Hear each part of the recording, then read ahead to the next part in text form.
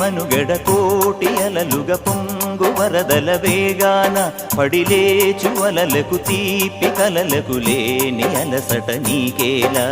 నల్ల నల్ల నీళ్లలోన ఎల్లకిల్ల పడ్డట్టున్న అల్లో మల్లో ఆకాశాన చుక్కల్లు అమ్మాయంటి రావిల్లమ్మ అబ్బాయంటి సూర్యుడమ్మ ఇంటి దీపాలవ్వాలంట దిక్కులు